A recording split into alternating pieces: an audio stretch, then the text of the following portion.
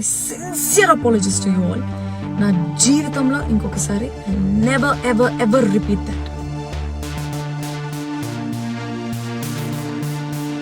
అందరికీ good news, నా మీద చర్యలు తీసుకుంటారంట.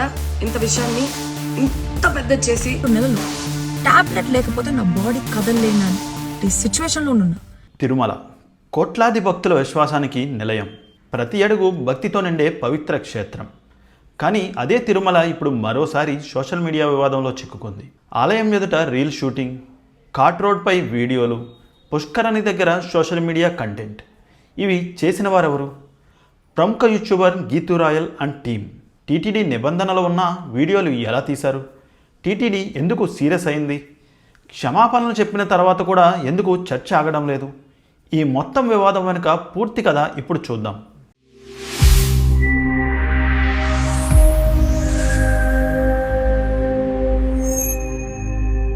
ఇటీవల తిరుమలలో జరిగిన ఒక ఘటన సోషల్ మీడియాలో వైరల్గా మారింది. యూట్యూబర్ గీతూ రాయల్ మరియు ఆమె టీం తిరుమలలో పలు ప్రదేశాల్లో రీల్స్ చిత్రీకరించారు. ఘాట్ రోడ్పై ప్రయాణ సమయంలో వీడియోలు తీశారు. శ్రీవారి ఆలయం సమీప ప్రాంతంలో కూడా షూటింగ్ చేశారు. పుష్కరిణి దగ్గర విజువల్స్, టికెట్ కౌంటర్ల వద్ద కూడా రీల్స్ తీసినట్టు వీడియోల్లో కనిపించింది. ఈ వీడియోలను తమ సోషల్ మీడియా అకౌంట్లలో పోస్ట్ చేయడంతో విషయం బయటపడింది. కొద్ది గంటల్లోనే వీడియోలు వైరల్గా మారాయి. అదే సమయంలో విమర్శలు కూడా వెల్లువెత్తాయి. ఇక్కడ అసలు ప్రశ్న, రీల్స్ తీసుకోవడమే సమస్య? అవును, ఎందుకంటే తిరుమలలో వీడియో చిత్రీకరణపై ప్రత్యేక నిబంధనలు ఉన్నాయి. టీటీడీ ఇటీవలే స్పష్టమైన ఆదేశాలు జారీ చేసింది. ఆలయ పరిసరాల్లో అనుమతి లేకుండా వీడియోలు తీయకూడదు. రీల్స్, షార్ట్స్ వంటి వీడియోలు నిషేధం. భక్తుల ఆధ్యాత్మిక అనుభూతికి భంగం కలిగించకూడదు. ఈ నిబంధనలు ఉన్నప్పటికీ వీడియోలు చిత్రీకరించడమే వివాదానికి కారణమైంది. వీడియోలు బయటకు వచ్చిన వెంటనే సోషల్ మీడియాలో తీవ్ర స్పందన కనిపించింది. కొంతమంది నెటిజన్లు పవిత్ర క్షేత్రాన్ని కంటెంట్ స్పాట్గా మార్చడం సరైంది కాదు అని విమర్శించారు. మరికొందరు ప్రతి ఒక్కరూ సోషల్ మీడియా వ్యూస్ కోసం పరిమితులు మరిచిపోతున్నారంటూ కామెంట్లు చేశారు. ఇంకా కొందరు యూట్యూబర్లపై కఠిన చర్యలు తీసుకోవాలని డిమాండ్ చేశారు. విషయం వైరల్ కావడంతో టీటీడీ అధికారులు సీరియస్గా స్పందించారు.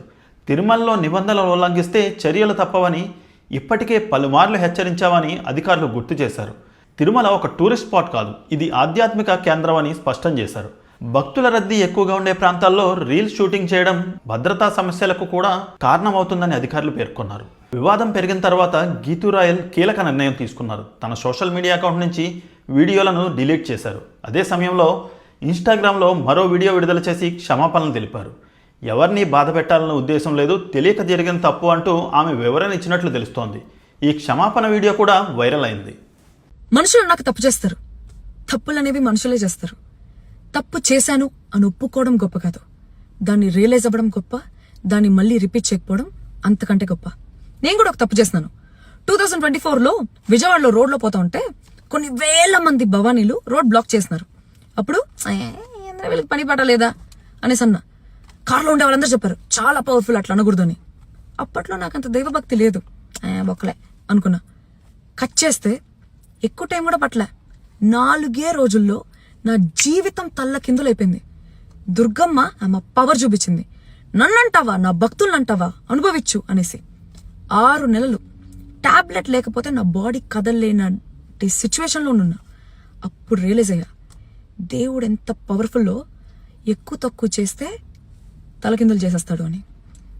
అప్పటి నుంచి నా బాడీలో ఒక డివోషన్ నేనే ఇన్స్టాల్ చేసుకున్నా. సనాతన ధర్మాన్ని నా బ్లడ్లో ఎక్కించేసుకున్నా. ఎప్పుడు ఆ రోజు నుంచి ఈ రోజు వరకు దేవుడి దగ్గర వేషాలు వేయలేదు. ఇది ఎందుకు చెప్తానంటే, 2 రోజుల ముందు ఒక వీడియో పోస్ట్ చేశాం.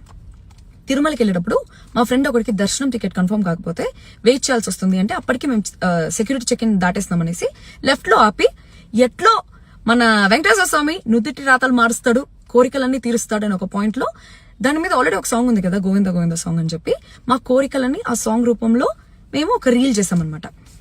ఆ రీల్ పోస్ట్ చేసిన తర్వాత దాని మీద చాలా కమెంట్స్ వచ్చాయి. చాలా మంది దాని మీద అగేన్స్ట్ గా వీడియోలు చేశారు. నేను ఆ వీడియో డిలీట్ చేసేసా. ఆ వీడియోలకు భయపడో, కమెంట్లకు భయపడో కాదు, కర్మకి భయపడి. ఎందుకంటే నన్ను చాలా మంది ఫాలో అవుతూ ఉంటారు. సో నేను చేశానని చెప్పేసి రేపు పొద్దున్న చిన్నపిల్లకాయలు ఎవరైనా ఆ ప్లేస్లో చేసి వాళ్ళకి పొరపాటుగా జరగరాంది ఏదైనా జరిగితే ఈ జన్మలో నన్ను నేను క్షమించుకోలేను. ఆ పాయింట్లో ఇండైరెక్ట్గా కూడా ఎవరికి బ్యాడ్ అవ్వడానికి నేను రీజన్ అవ్వకూడదు, నేను ఒక బ్యాడ్ ఎగ్జాంపుల్ అవ్వకూడదు అని చెప్పేసి డిలీట్ చేసిన.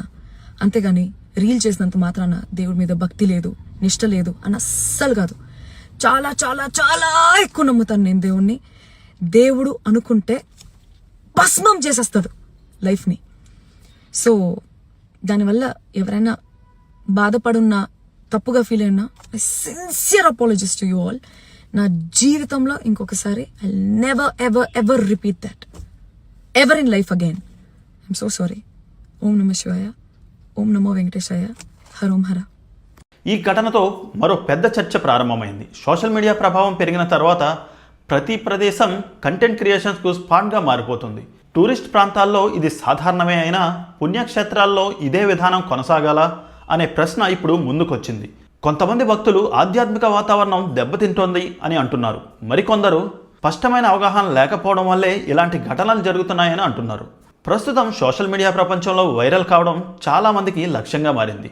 వ్యూస్, లైక్స్, ఫాలోవర్ల కోసం కొత్త కొత్త కంటెంట్ చేయాలనే ఒత్తిడి పెరిగింది. కానీ నిబంధనలు, ప్రదేశాల ప్రత్యేకత, సాంస్కృతిక విలువలు ఇవి కూడా అంతే ముఖ్యమని నిపుణులు చెబుతున్నారు. తిరుమల వంటి పవిత్ర క్షేత్రాల్లో మరింత జాగ్రత్త అవసరమని అభిప్రాయం వ్యక్తమవుతోంది. ఇప్పుడు ప్రశ్న ఏమిటంటే, టీటీడీ ఈ ఘటనపై అధికారిక చర్యలు తీసుకుంటుందా, లేక క్షమాపణతో విషయం ముగుస్తుందా? అందరికీ గుడ్ న్యూస్, నా మీద చర్యలు తీసుకుంటారంట. హ్యాపీగా ఉండండి. ఇంత విషయాన్ని ఇంత పెద్ద చేసి అన్ని వీడియోలు చేసిన దానికి thank you so much. Already సగం జీవితం పోయింది, ఇంకా పోయేదానికి కూడా ఏం లేదు జీవితంలో. ఇంకో కొద్ది గొప్ప ఒక రవ్వ 2 రవ్వలో ఏదైనా మిగిలి ఉంటే దాన్ని మీరు పోగొట్టేయండి. తర్వాత ప్రశాంతంగా ఉండండి, అందరూ హ్యాపీగా బతికేయండి. ఇలాంటి ఘటనలు భవిష్యత్తులో మళ్ళీ జరగకుండా కొత్త మార్గదర్శకాలు వస్తాయా అన్నది చూడాల్సిందే. అయితే ఒక విషయం మాత్రం స్పష్టంగా కనిపిస్తోంది.